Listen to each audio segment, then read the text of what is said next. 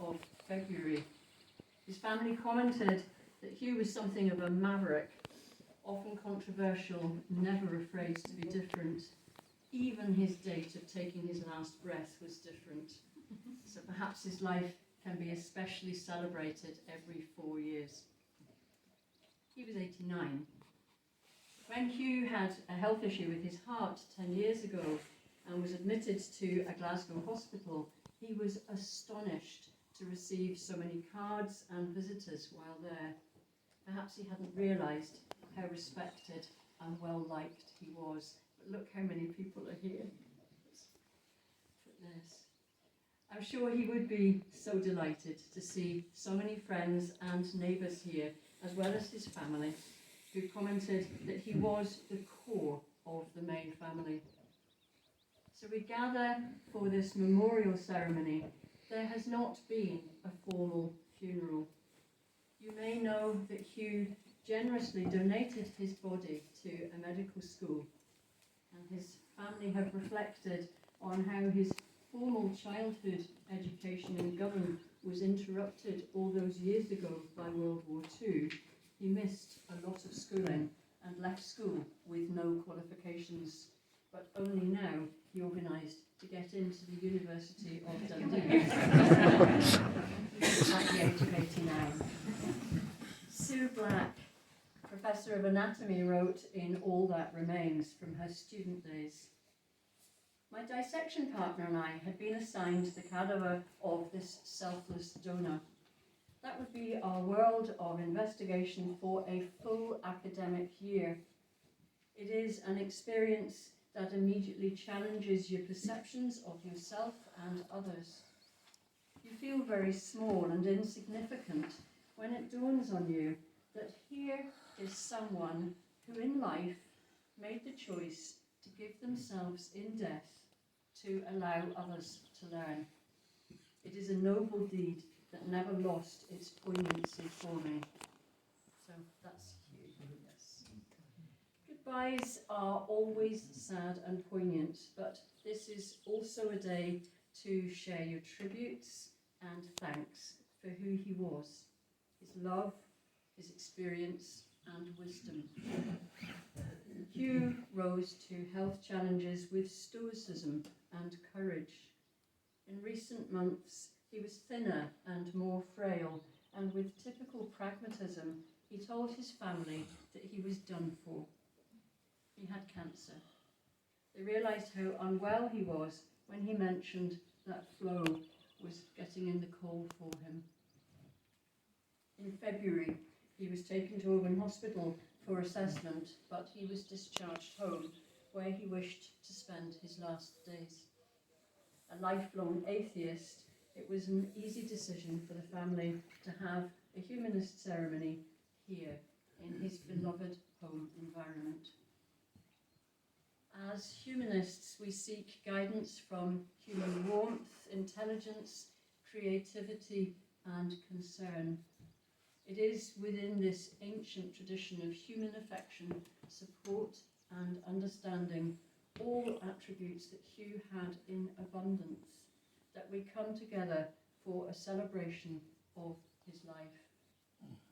The occasion that brings us here today brings sadness. We have lost someone who is important to us, and we realise once again that the price we pay for loving someone is the grief we feel when they have gone, much of which we express today. However, our humanist approach is to focus only on Hugh's life and reflect not only on our heartfelt sadness, but also on the joy and happiness of his effect on our lives. The connection that Hugh had with each and every one of you here was unique, because he was absolutely unique, wasn't he? But it is natural to feel sadness and a sense of loss as you reflect that he is no longer here. In a way, we grieve for ourselves as we realise that our own lives will bear this loss. Cahill Gibran wrote, "When you are sorrowful, look into your heart, and you shall see that in truth you are weeping for that which has been your delight. So it may seem strange to be talking of celebration in a time of grief as you come to terms with his death. No one has the perfect words to make your sadness go away, but you may find comfort in knowing that many people wish they did, and sharing here today. So if you've lost a best friend, father, grandfather, friend, and neighbour. But although Hugh is no longer a visible part of your lives, he will live on through your lifetimes in your memories. The exceptional part that he played in your life can be remembered, understood, and celebrated through his story. Chapters of that story will be told and retold by those here and doubtless to some not yet born. And the way to keep Hugh in our hearts and our minds and in our actions is to celebrate the life that he led. Hugh was undoubtedly well loved. As the Roman philosopher Seneca said, "Let us not lose our love with death." He was a memorable character. An anonymous writer said, "Fools look to tomorrow, wise men use tonight." That fits Hugh's personality well. So we now gather here to give thanks for the life of a cheeky, generous-natured, if somewhat idiosyncratic but unselfish man who has left us with our own memories of a life well lived, and reflect on what it is to have a peaceful, comfortable and dignified ending to a life well lived. We can give thanks for his life, to remember his story, and to stand with him in the cycle of birth and death where he and we all belong. This is a place where we can formally say goodbye in ways that make sense for us today and tomorrow. Hugh May was born to Gilbert of Ling, but born in Glasgow, and Georgina from Glasgow on the 23rd of July 1934. They lived in Govan, Glasgow. Hugh was an only child, which his family wryly commented explains everything about his character. They said he was a spoiled brat in many ways, used to getting his own way for life. However, life had its challenges for Hugh as a young man. The war started when he was 5, affecting Glasgow particularly significantly, and his dad died when Hugh was 13.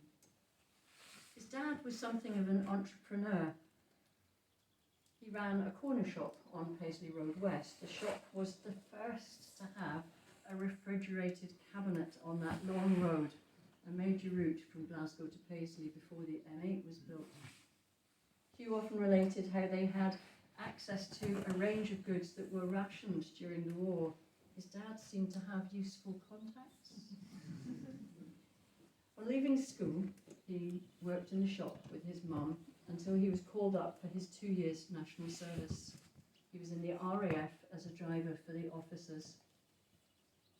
Hugh then progressed on to several jobs as a salesman. He sold kiwi shoe polish, tower pots and pans, and steel lintels to the building industry.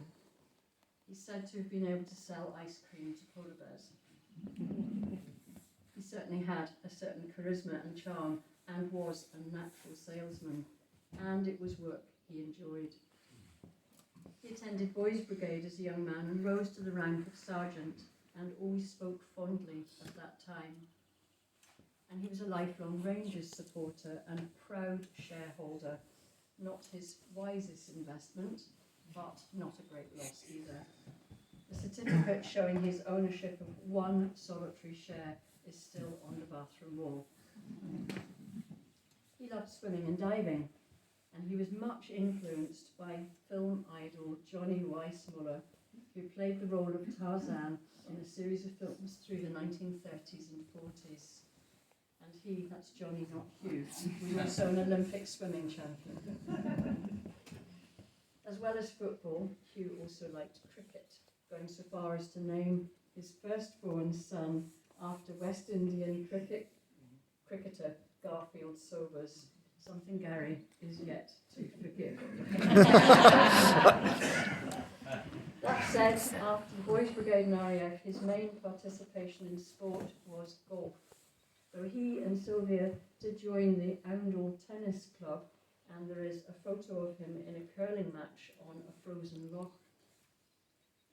In the 1920s, he met Sylvia Denniston, to whom he proposed, but she declined, saying that she wished to complete her medical school degree before marrying. Hugh would recount that he wasn't prepared to wait. He married Violet Whitton in 1957, and they made their home in Bishopbriggs on Nova Gardens, just a few doors down from their in-laws. And it wasn't long before Hugh and Violet became proud parents with the arrival of Gary and Gregor in 1960 and 1964. So now everybody knows how old you are. Sadly, Violet died from breast cancer aged 34, leaving Hugh a single parent. As Gary described to me when we met, this is quotes, 2 years later, Sylvia was back in Dad's life, now divorced with 2 children. A family of 4 and 3 became a family of 6, with Hugh embracing Sylvia's children, Gail and Neil, as his own. While living in Crieff, Sylvia and Hugh developed a tight-knit circle of friends with regular dinner parties and Scottish country dancing, with practice nights in people's houses before going to Blair Castle to literally dance the night away. And Gary is now going to speak about his dad from his perspective. Just a few words really, but just to say that for the boy that started out from a tenement in Govan, he didn't do badly. Driven, I'm sure, by 2 aspirational women. Moved from the tenement to a new built semi-detached house in Bishopbriggs with fields at the end of the road. Then after Sylvia's life was cut short, moving to a family house built for 6 in rural Northamptonshire with Sylvia, and into Crieff, to houses way beyond what that boy from Govan possibly had dreamt of. I mean, they were silly, really. And then sense prevailed and he started to downsize as us children flew the nest. And then finally he arrived here, a place he'd always loved, but never actually lived here full time. He arrived on Ling, which is really what he'd always wanted. They say you can take the man out of Govan, but you can't always take Govan out of the man. And I found a couple of poems tucked away, which I'll read to you. Don't worry, they're not too long. But they sort of express the measure of the man. So the first one is about Govan. Where is the Govan I once called home? The grimy old Govan I used to roam? Where are the streets I roamed on my bike? Where are the dirty wains that all looked alike? Where is the plaza, the elder, the vogue, where we cheered on the hero and booed the rogue? Where are the bookies and all of their mugs, who lost on the horses and then on the dugs? Where are the middens, the dunny, the pen, the gaslit closes where we winched back then? Where are the lassies, oh God above, where are the ones that I used to love? Oh, where are the shipyards along Govan Road, that worked in by craftsmen and man how it showed? For their work was stamps built on the Clyde, they launched each ship with justified pride.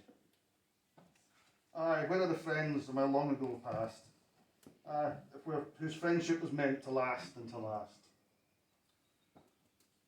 Oh, they're all still here, we're never apart, for they are with me forever here in my heart.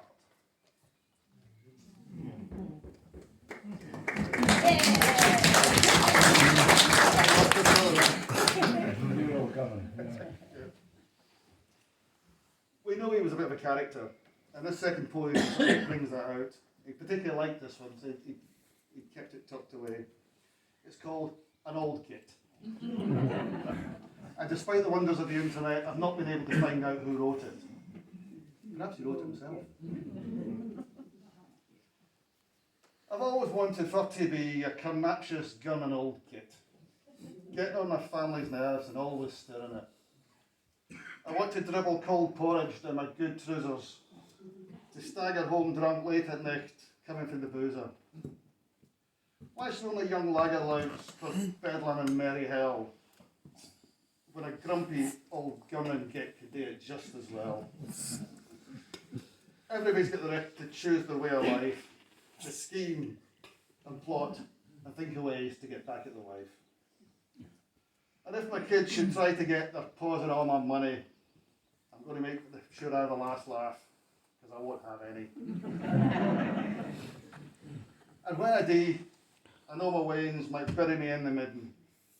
Before they do, I hope they see that was only kidding.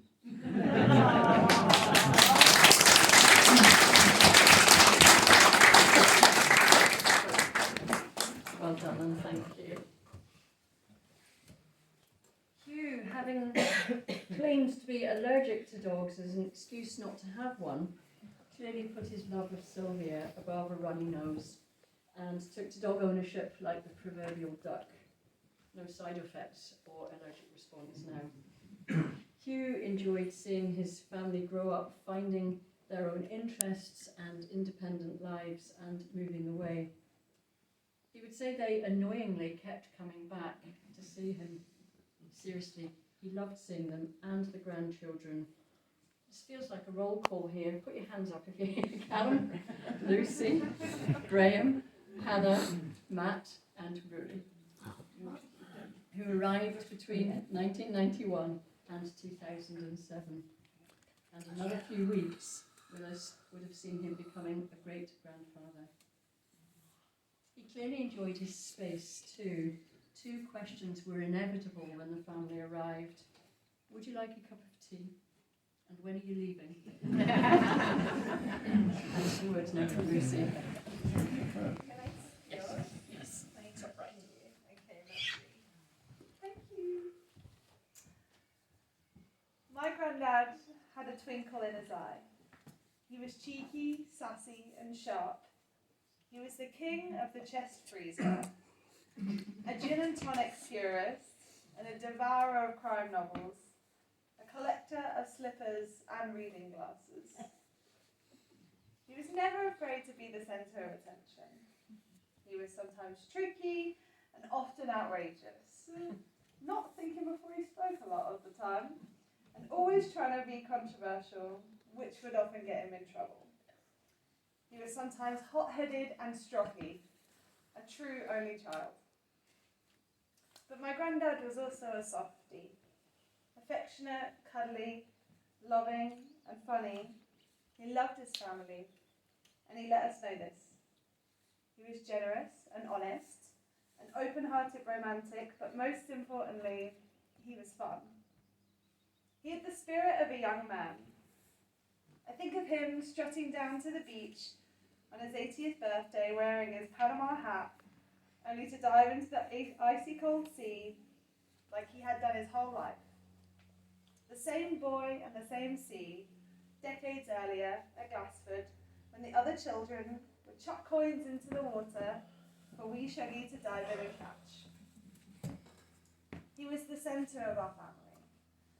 We were all in orbit of him, a true patriarch, tethering us to a heritage and a time so different from how it is now. But there were times he was unforgiving, he held grudges, and almost enjoyed rivalry. He loved to drink, and I'm sure any of you who spent time with Grandad would have also shared many drinks with him. We'll forever be warmed by memories of drams by the fire, belly laughter, and stories shared and shared again. He always said, always, life is too short to drink bad wine. But it is a shame that you didn't have the same standards when it came to whiskey. So next time you pour yourself something nice, a Chablis or a Bordeaux, or just a cheap dram, raise a glass for this old git.